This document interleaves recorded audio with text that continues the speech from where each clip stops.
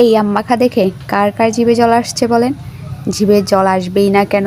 এত ইয়ামি সুন্দর আম মাখা। এই আমের সিজনে আজকেই প্রথম আম মাখা খাওয়া।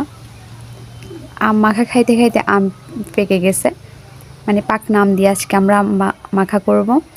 কিন্তু আম মাখা করতে গিয়ে একদম হতাশ হয়ে গেছি। গাছ থেকে অনেকগুলা আম পেড়ে নিছি আম মাখা করার জন্য, কিন্তু কাটতে গিয়ে দেখি সব আমের ভিতর পোকা। কেটে নিয়ে যখন ভর্তা করতে গেছি, একদম অল্প একটু আম মাখা হয়েছে। সব আমের পোকা ফেলতে ফেলতে অল্প একটু পাইছি।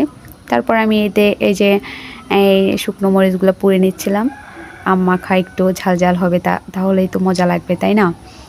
এই যে শুকনো মরিচ পুড়ে নিলাম, তারপর কাঁচা মরিচও দিলাম, সব কিছু দিয়ে আম মাখা হবে। আগে ছোট থাকতে যখন আম একটু বড় হতো তখন থেকে খাওয়া শুরু হতো, ফেটিয়ে খেতাম, তারপর গিয়ে লবণ মরিচ দিয়ে খেতাম, মাখা করে খেতাম। আর এখন আজকে ফার্স্ট আম মাখা খাচ্ছি, তাও আম পেকে যাওয়ার পর।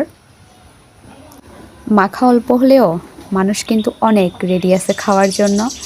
যাই হোক, এসব মাখা সবাই একসাথে খেতেই মজা। এই তো আমরা সবাই মিলেই বসে পড়লাম খেতে। আর খাওয়া শেষে এই ঝোলটা খেতে কিন্তু আরও অনেক মজা লাগে। আর আমি নিয়ে নিলাম এই ঝোলটা খাওয়ার জন্য।